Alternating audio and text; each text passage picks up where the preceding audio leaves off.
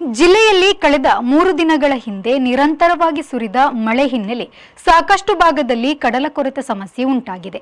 ಆದರೆ ಜಿಲ್ಲೆಯ ಬೈಂದೂರಿನ ಮರವಂತೆ ಬೀಚ್ನಲ್ಲಿ ಪ್ರವಾಸಿಗರ ಹುಚ್ಚಾಟ ಹೆಚ್ಚಾಗಿದೆ. ಪ್ರತಿದಿನ ಪ್ರವಾಸಿಗರು ಮರವಂತೆ ಬೀಚ್ಗೆ ಆಗಮಿಸಿ ಸಮುದ್ರದ ಅಲೆಗಳ ಅಬ್ಬರವನ್ನು ಎಂಜಾಯ್ ಮಾಡುವುದರ ಜೊತೆಗೆ ಬೀಚ್ಗೆ ಇಳಿದು ಅನಾಹುತಕ್ಕೆ ಎಡೆ ಮಾಡಿಕೊಡುತ್ತಿದ್ದಾರೆ.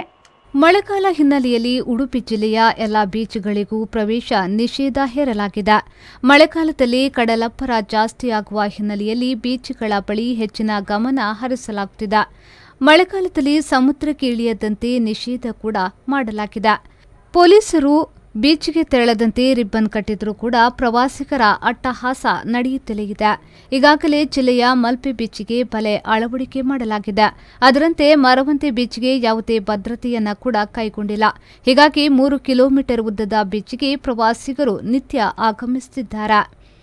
ಬೀಚ್ ಸೆಕ್ಯೂರಿಟಿ ಮಾತಿಗೂ ಬೆಲೆ ನೀಡದೆ ಸಮುದ್ರಕ್ಕೆ ಇಳಿದು ಹುಚ್ಚಾಟ ಪ್ರದರ್ಶಿಸುತ್ತಿದ್ದಾರೆ. ಮಳೆಗಾಲದಲ್ಲಿ ಅಪಾಯಕ್ಕೆ ಆಹ್ವಾನ ನೀಡುವಂತೆ ಬೀಚ್ಗೆ ಇಳಿಯುತ್ತಿದ್ದಾರೆ. ದಿನವೂ ಸಾವಿರಾರು ಪ್ರವಾಸಿಗರು ಮರವಂತೆ ಬೀಚ್ಗೆ ಭೇಟಿ ನೀಡುತ್ತಿದ್ದು, ಬೀಚ್ಗೆ ಫೆನ್ಸಿಂಗ್ ಅಳವಡಿಸುವಂತೆ ಸ್ಥಳೀಯರು ಒತ್ತಾಯಿಸಿದ್ದಾರೆ. ಪ್ರತಿ ವರ್ಷವೂ ಕೂಡ ಒಂದಲ್ಲ ಒಂದು ಅವಘಡಗಳು ಇಲ್ಲಿ ನಡೆಯುತ್ತಿವೆ.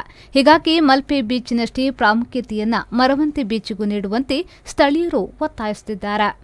ಕಳೆದ 3-4 ದಿನದಿಂದ ಭಾರಿ ಮಳೆ ಹಾಗೂ ಗಾಳಿ ಇರೋದ್ರಿಂದ ಅಲೆಗಳ ಅಬ್ಬರ ಜಾಸ್ತಿಯಾಗಿದೆ. ಈ ಅಲೆಗಳನ್ನು ನೋಡಲಿಕ್ಕೆ ಸಾಧಾರಣ ದಿನಕ್ಕೆ ಒಂದು 4,000 ರಿಂದ 5,000 ಜನ ಡೈಲಿ ಪ್ರವಾಸಿಗರು ಬರ್ತಾ ಇರ್ತಾರೆ. ಆದರೆ ಯಾರೂ ಸಹ ಇಲ್ಲಿ ನಾವೊಂದು ಈ ಡೇಂಜರ್ ಏರಿಯಾ ಅಂತ ಮಾಡಿದ್ದೇವೆ. ಯಾಕಂದರೆ ಈ ಬೆಲ್ಟ್ಗಿಂತ ಕೆಳಗಡೆ ಯಾರು ಇಳಿಲಿಕ್ಕೆ ಮೇಲ್ಗಡೆ ನಿಂತ್ಕೊಂಡು ನೋಡಿದ್ರೆ ಏನೂ ತೊಂದರೆ ಇಲ್ಲ. ಬಟ್ ಪ್ರವಾಸಿಗರು ಬಂದರೂ ಬೆಲ್ಟಿಂದ ಕೆಳಗಡೆ ಹೋಗಿ ಅಲ್ಲಿ ಫೋಟೋ ತೆಗೊಳ್ಳೋದು, ಸೆಲ್ಫಿ ತೆಗೊಳ್ಳೋದು ಮಾಡೋದ್ರಿಂದ ಅಪಾಯ ಹೆಚ್ಚಿದೆ.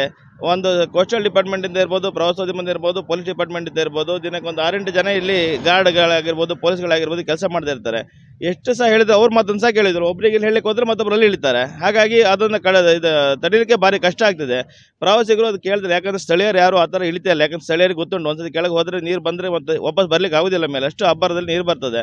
ಪ್ರವಾಸಿಗರು ಅದರ ಅರಿವು ಇರೋದಿಲ್ಲ. ಆದರೆ ಅವರು ಫೋಟೋ ತೆಗಿಲಿಕ್ಕೆ ಅಥವಾ ಏನೋ ಒಂದು ಅಲೆಗಳದ್ದು ಫೋಟೋ ತೆಗಿಲಿಕ್ಕೆ ಕೆಳಗೆ ಇಳಿದಾಗ ಅನಾಹುತ ಆಗ್ತದೆ. ಆ ಅನಾಹುತ ಕಡಿಮೆ ಮಾಡಲಿಕ್ಕೆ ಪ್ರವಾಸಿಗರು ಆದಷ್ಟು ಮೇಲೆತ್ಕೊಂಡೇ ಫೋಟೋ ತೆಗಿಬೇಕು, ಮೇಲೆತ್ಕೊಂಡೇ ಅದರದ್ದು ಸೌಂದರ್ಯವನ್ನು ಸವಿಬೇಕಂತ ಹೇಳ್ತಾ ಜೆಪಿ ಬಡಾಕೆರೆ, ವಿ4 ನ್ಯೂಸ್, ಬೈಂದೂರು.